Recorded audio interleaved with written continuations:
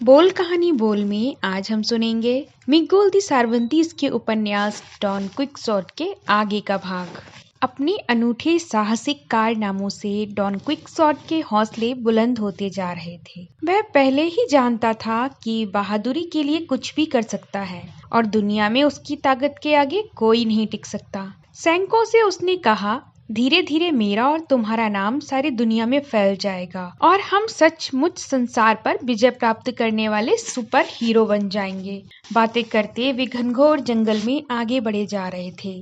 थोड़ी दूर जाने पर उन्हें सैनिक नजर आए जो कुछ लोगों को बांधकर ले जा रहे थे। ये लोग राजा से सजा पाए हुए कैदी थे जिन्हें सिपाही शायद कहीं किसी गुमनाम जगह ले जा रहे थे। सैनिकों ने कहा, लगता है कैदियों को कड़ी सजा मिली है। अब इन्हें कैदी बनाकर ले जाया जा रहा है। जरूर इन्होंने कोई बड़ा अपराध किया है जिसकी सजा इन्हें दी गई है। क्विक्सोट को यह जानने की इच्छा हुई कि आखिर इन कैदियों ने ऐसा क्या किया है जो सिपाही इस तरह बांधकर ले जा रहे हैं। उसने यह जानने के लिए काफिले को रोक लिया। सैनिकों को पहले तो क्विक्सोट की बात बुरी लगी, मगर उसके यह पूछने पर कि इन्हें क्यों कर कैदी बनाया गया है वे कुछ नरम पड़े। उनमें से एक ने कहा, इन नीचों से ही पूछ लो कि इन्हें किस बात की सजा मिली है। क्विक्सोट का उद्देश्य इन कैदियों के गुनाह के बारे में जानने से भी ज्यादा कुछ था।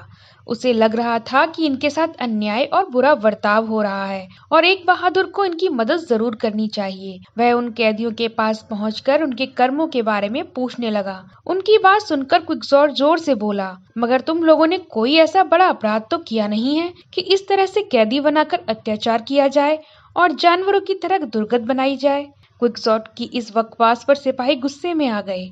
उधर सैंको समझ गया कि अब कोई नया बखेड़ा भारी मुश्किलें पैदा करने वाला है। वह कुछ कहने की तैयारी में ही था कि क्विक्सोट की आवाज आई, कैदियों, मैं तुम्हें आजाद हो जाने का हुक्म देता हूँ, मगर इस चेतावनी के साथ कि आगे तुम लोगों से मुझे किसी तरह की शिकायत नहीं होनी चाहिए। क्विक्सोट की इस बात को सुनकर एक घुड़सवार चिल्ला पड़ा, इन अपराधियों को कैद से रिहा करने का हुक्म देने वाले तुम होते कौन हो? जानते हो, राजा के काम में बाधा डालना एक अपराध है।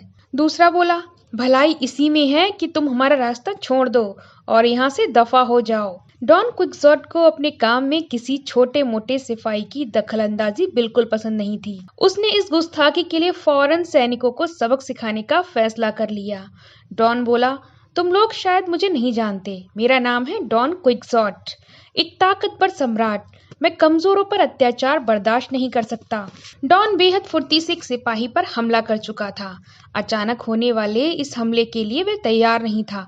सिपाही जख्मी होकर घोड़े से गिर पड़ा। उधर क्विक्सोट दूसरे सैनिकों की ओर बढ़ा, मगर वे सब भागने की तैयारी कर रहे थे। इस बीच मौका देखकर कैदियों ने अपने बंधनों को खोलना शुरू कर दिया। सैनिकों पांजा ने तेजी से उनकी मदद की। उन सभी ने मिलकर भागते सिपाहियों के हथियार छीन लिए। आजाद कैदी खुश थे और उन्हें विश्वास नहीं हो रहा था कि कोई अजनबी घुड़सवार उनकी मदद के लिए इस तरह से प्रकट हो सकता है। क्विक्सोट ने रिहा हुए इन कैदियों से कहा, मैंने तुम्हारा इतना बड़ा काम किया है, तुम्हें भी मेरे लिए छोटा सा काम करना होगा।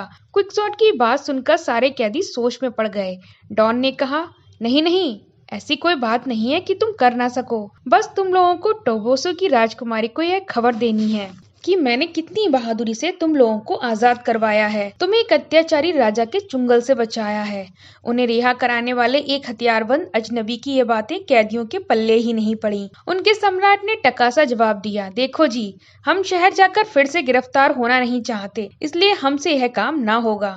क्विक्सोट को इस कैदी की बात बहुत बुरी लगी। उसने अपने गुस्से को संभालते हुए कहा, तुम सब ना भी जाओ, पर तुम में से एक मेरा यह काम चुपचाप कर सकता है। अगर ऐसा नहीं करोगे तो तुम सब पछताओगे। ये बात सुनते ही कैदियों ने एक दूसरे को देखा और फिर आपस के इशारों को समझकर एकदम भागने लगे। क्विक्सोट और सैंको उनका पीछा न कर सके। वे भागते हुए उन पर पत्थर बरसा रहे थे। थोड़े ही देर में सब लापता हो गए। अब सैंको अपने मालिक का मुंह ताक रहा था और क्विक्सोट अपने किए पर पछता रहा था। उसे अपनी ताकत का उतना अफसोस नहीं था जितना इस बात का कि उसकी बहादुरी का यह कारनामा अब राजकुमारी डेल्सिनिया तक कभी भी नहीं पहुंच सकेगा। सैनिकों ने कहा, हुजूर, मेरी एक सलाह है। अब हमारा यहाँ से जल्दी निकल जाना ही ठीक होगा, नहीं तो राजा के भागे हुए सिपाही दूसरे सैनिकों के साथ आकर हमें घेर लेंगे। वैसे क्विकसॉर्ट भी अब जंगल में और ज्यादा लड़ने के मूड में नहीं था। वह चाहता था कि सीधे किसी राजा या उसकी फौज से ही मुकाबला करके वह सब पा लिया जाए जो कि सम्राट और उनके सैनिकों का हक है। मगर फिलहाल जंगल में रहने के अलावा कोई रास्ता भी नहीं था। तभी क्विकसॉर्ट के मन में एक अनूठा उपाय सूझा। बेशक इस नायाब नुस्खे के बारे में भी उसने किताबों में ही पढ़ा था।